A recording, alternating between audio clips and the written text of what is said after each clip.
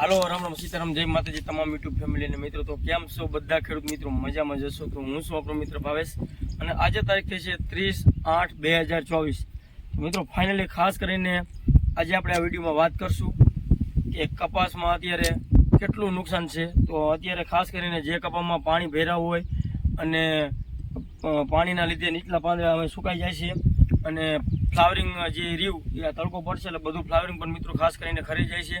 તો એની રિકવરીની આજે વાત કરશું, જે કપાસને પાછો બેઠો કરવા માટે આપણે મહેનત કરશું મિત્રો, અને થઈ વતન જશે મિત્રો તો કોઈ ખેડૂત મિત્રોને મૂંઝાવાની ખાસ કરીને કોઈ જરૂર નથી મિત્રો। ખાસ કરીને જે વરસાદ પડ્યો આપણે 25 થી 28 લગીનનો, જે તમામ ખેડૂત મિત્રોને તમામ સૌરાષ્ટ્રમાં કોઈ જગ્યા એવી બાકી નથી રહી મિત્રો કે વરસાદ આ જગ્યાએ નથી, અને વરસાદ એવો પડ્યો છે મિત્રો તો વીઘે મિનિમમ અત્યારે એક વીઘે કપાસમાં 10 મણનું નુકસાન છે મિત્રો, અને એ પણ જે ખેડૂત મિત્રો હશે એને જ ખાસ કરીને મિત્રો ખબર હશે કે કેવું નુકસાન લાગ્યું છે ખાસ કરીને।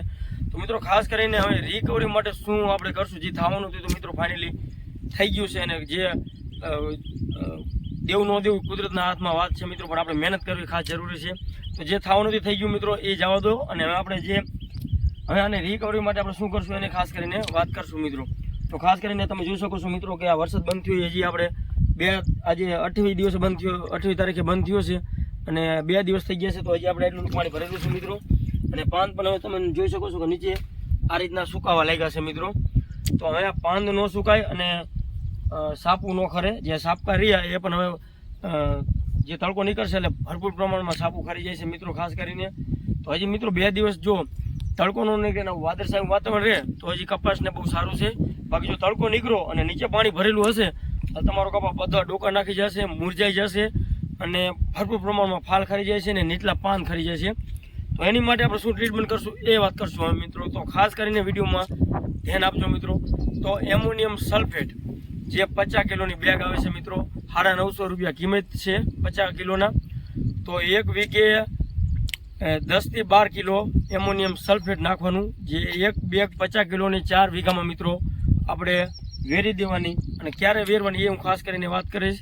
અને ભેગું બ્લુ કોપર, જે બ્લુ કોપર એક વીઘે 250 ગ્રામ, એટલે 4 વીઘામાં આપણે એક થેલી એમોનિયમ સલ્ફેટની નાખી એના ભેગું બ્લુ કોપર 1 કિલો મિશ્રણ કરી નાખવાનું, મિક્સ કરી નાખવાનું એમોનિયા ભેગું બ્લુ કોપર, એને પણ ભેગું વેરવામાં મિક્સ કરી નાખો એટલે ભેગું આવી જશે। તો 4 વીઘે બ્લુ કોપર 1 કિલો અને એક 50 કિલોની બેગ એમોનિયમ સલ્ફેટની। તો ખાસ કરીને એમોનિયમ સલ્ફેટમાં 20.5% નાઇટ્રોજન આવે છે અને 23% સલ્ફર આવે છે મિત્રો। સારામાં સારું કામ કરે છે મિત્રો, જે કપાની રિકવરી લાવવા માટે, જે કપા તમારો ડોકા નાખી દેતો હોય છે તો એને તમે વીઘે 10 થી 12 કિલો એટલે કે 4 વીઘે એક થેલી એમોનિયમ સલ્ફેટની 50 કિલોની અને બ્લુ કોપર 4 વીઘામાં 1 કિલો મિક્સ કરી નાખી દો, એટલે સારામાં સારું રિકવરી મળી જશે। જે તમારો સોડો રહ્યો એ ડોકા નાખતો હોય છે ડોકા નહીં નાખે, અને ખાસ કરીને મિત્રો જે ફ્લાવરિંગ ખરે છે એ ફ્લાવરિંગ પણ નહીં ખરે। અને મિત્રો ક્યારે નાખવાનું એને ખાસ કરીને વાત કરશું।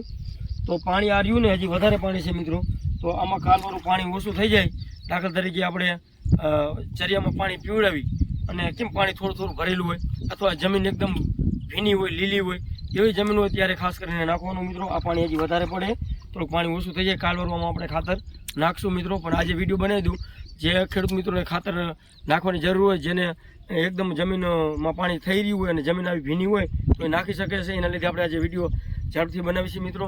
અને ખાસ કરીને મિત્રો છોડવો કેમ મુરઝાઈ જાય છે, કેમ ડોકા નાખી દે છે એને ખાસ કરીને વાત કરશું। તો મિત્રો ખાસ કરીને જે પાણી જમીનમાં ભરેલું હોય છે તો જે જમીનના છિદ્રો આવે છે, જે તંતુ મૂળ જે છિદ્રો આવે છે એ જમીનના છિદ્રો બંધ થઈ જતા હોય છે પાણી ભરવાના લીધે। જે નાઇટ્રોજન છોડને લેવાનું હોય છે જે બહારથી, એ નાઇટ્રોજન છોડ લઈ નથી શકતું, જે છિદ્રો બંધ થવાના લીધે, એટલે એકદમ છોડો મુરઝાઈ જાય છે, આપણને કેમ ઓક્સિજન ન મળે અને આપણને તકલીફ પડે એ રીતની છોડને નાઇટ્રોજનની ઓક્સિજન બહારથી લઈ શકતો નથી, જે છિદ્રો બંધ થઈ જાય એટલે ઓક્સિજન જે જમીનમાં હવામાં ઓક્સિજન હોય એ નથી લઈ શકતો। પછી એમોનિયમ મેં તમને આગળ વાત જણાવી એ તમે નાખી દેશો એટલે જમીન એકદમ તમારી સુકાઈ જશે અને ખાસ કરીને ઓક્સિજન લેવાની શરૂઆત કરી દેશે। અને મિત્રો ખાસ કરીને હવે હું તમને એક વાત કરીશ કે જો તમારે બોર અથવા કૂવાનું પાણી હોય તો 2 દિવસ પછી થોડુંક તમારે જમીન વાટી જાય, ખાતર નાખ્યા પછી 2 દિવસ પછી એમ થાય કે હવે જમીન થોડીક વાટી જાય છે, તો બોર અથવા કૂવાનું પાણી તમે ફેરવી દો, બહુ ચરિયા નહીં ભરવા દેવાના, એક મૂકીને એક વખેડું ખાસ કરીને પીવડાવી દો, જેથી કરી અને જમીન તમારી જો બોરનું અથવા કૂવાનું પાણી પીવશે એટલે જમીન તમારી ઘાય ઉગી જાય છે, પાલોર પાણી ઉતરી જાય છે મિત્રો ખાસ કરીને. અને પાલોર પાણી ઉતારો એટલે તમારો ફ્લાવરિંગ પણ નહીં ખરે અને કપાસ તમારો જે સુકાઈ જતો હોય છે, મુરઝાઈ જતો હોય છે એ પણ નહીં થાય ખાસ કરીને. તો લાગટ આપણે પાવાની કોઈ જરૂર નથી, એક મૂકીને એક વખેડું. દાખલા તરીકે આ વખેડું પાયું તો આ મૂકી દેવાનું, ઓલું પી દેવાનું, ઓલું મૂકી દેવાનું, ઓલું પાઈ દેવાનું. એક મૂકીને એક વખેડું તમે ફેરવું પી દો મિત્રો, તો ખાસ કરીને પાલોર પાણી ઉતરે એટલે કપાસને સારામાં સારો બેનિફિટ મિત્રો મળતું હોય છે. મિત્રો વિડીયો કેવો લાગ્યો કોમેન્ટમાં ખાસ કરીને જરૂર જણાવજો. અને આવા જ અવનવો વિડીયો જોવા માટે અમારી કિસાન મિત્રો લીલાપુર ચેનલને લાઈક શેર અને સબસ્ક્રાઈબ કરવાનું ભૂલતા નહીં મિત્રો. મિત્રો આવી તકલીફ અત્યારે ઊભી થઈ છે. આ કપાસ હતો મારા માથા બરોબર અને અત્યારે કેળમાણો સાતીમાણો આવી ગયો છે. તો મિત્રો આજ પવનની ગતિ થોડીક ઓછી થઈ છે, નકર હજી આના કરતાં પણ કપાસ નીચે નમી ગયો હતો મિત્રો. તો આવી તકલીફ છે, તમે જોઈ શકો છો બધે. અને મિત્રો આ છે મગફળી અને કપાસ, તો આમાં પણ પાણી મિત્રો ખાસ કરીને ભરેલું છે.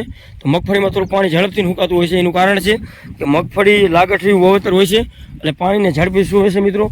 અને કપાસમાં તો તમે જાણો છો કે કપાસમાં વખેડામાં 54 ઇંચનું વખેડું આવે છે એટલે થોડુંક પાણી ઉગાતા વાર લાગે છે, કારણ કે ઝડપથી ન સૂઈ શકે.